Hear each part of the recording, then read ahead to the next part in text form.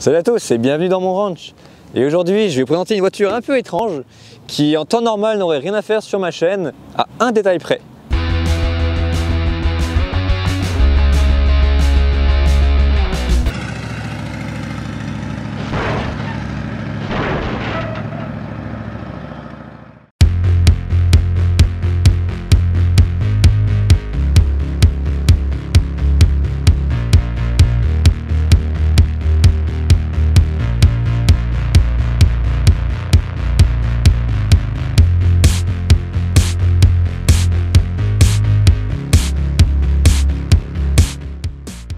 Le modèle particulier que je vais vous présenter aujourd'hui, c'est celui-ci. Et donc effectivement, comme on peut le remarquer, c'est une Toyota.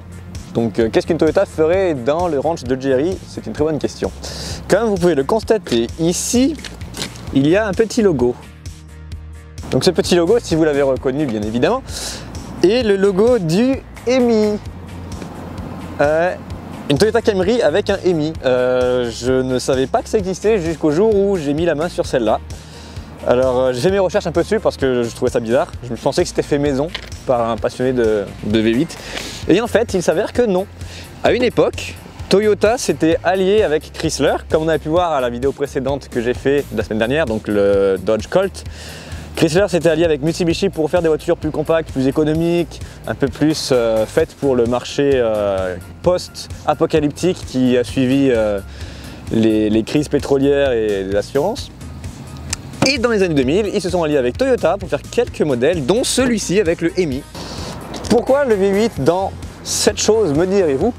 Eh bien en fait, c'est parce qu'à l'époque, la Camry, donc celle-ci, était le full size de chez Toyota. C'était un peu le plus haut de gamme qu'on pouvait trouver sur tout ce qu'ils proposaient. Tu avais en entrée de gamme les Toyota Tercel, les Toyota Corolla, après sont transformés en Toyota Eco, etc., les Yaris et des autres choses qu'on connaît maintenant. Et le full size, le gros bateau de chez Toyota, c'était ça, la Camry.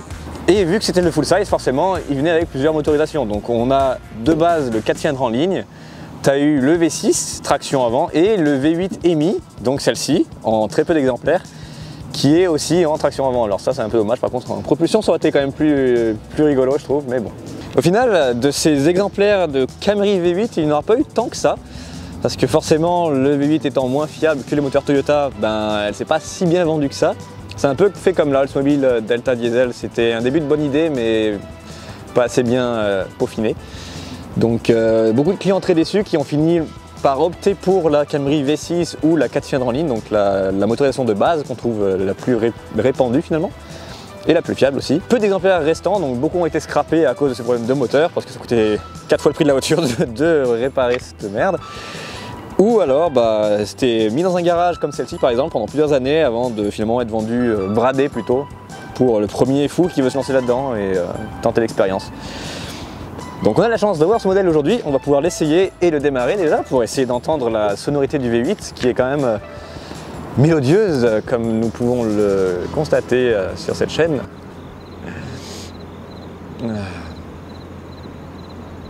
Bah allez hein. Yo, je viens de rouler un patin au micro. À l'intérieur nous retrouvons le volant, donc qui est plutôt une bonne chose, c'est un bon début. Ce modèle avec le V8 venait avec la boîte automatique et seulement la boîte automatique malheureusement, il n'existait pas en boîte mécanique.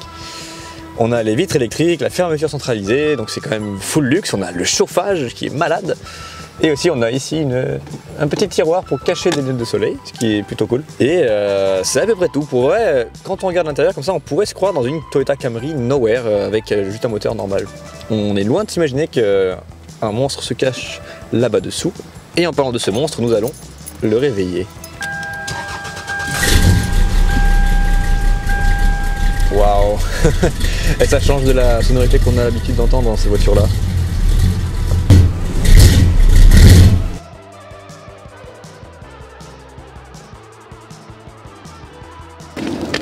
Voilà, maintenant que nous sommes téléportés sur un nouveau parking, nous allons enfin pouvoir voir ce qui se cache sous le capot. Parce que rentrer un V8 là-dedans, c'est quand même un peu un exploit. Donc on va voir comment ils ont fait. Allez, attention les yeux. Hop.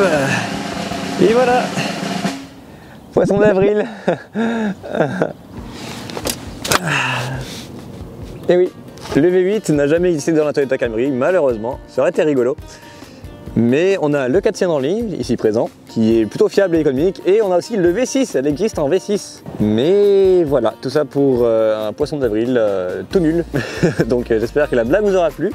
Moi je me suis marré à filmer ça, malgré le froid et mes mains qui sont congelées. Et maintenant on va rentrer se mettre au chaud, parce qu'il fait froid, et parce que j'ai rien de plus à dire sur une voiture comme ça, il n'y a rien de plus nowhere comme voiture, fiable, mais nowhere. Donc, vamos à casa.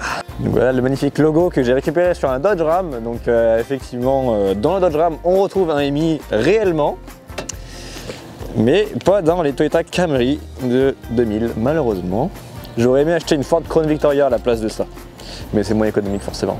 Et c'est un peu plus gros, un peu plus chiant à garer. Ça c'est bien en fait. C'est un bon compromis entre économie, fiabilité et facilité à trouver les pièces à la casse pour des bons prix. Bon, pour les quelques curieux qui veulent voir, enfin entendre plutôt le son du moteur d'origine de ma Camry, sans montage, ça donne ça.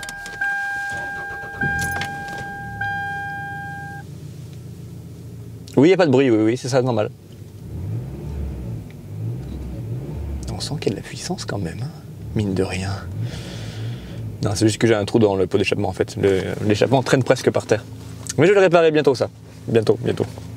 Mais ça apparaîtra pas sur la chaîne YouTube parce que c'est pas une vieille voiture, on s'en fout un petit peu, non? Sur ce, je vous laisse, je vous dis à la semaine prochaine pour une vidéo un peu plus normale pour un Jerry's Ranch, donc des vraies vieilles voitures cette fois-ci, hein, de la vraie bonne et belle mécanique comme on l'aime.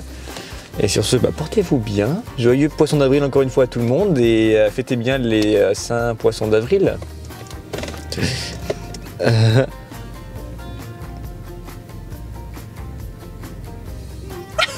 Ça roule trop vite. J'ai peur. Ah oui, un autre truc marrant sur la voiture, je viens de penser. Je viens d'y penser un instant. C'est que cette voiture est optionnée d'une option rare qui s'appelle la Mamiki Queen. Quand tu tournes le volant pour te garer, pour faire un créneau.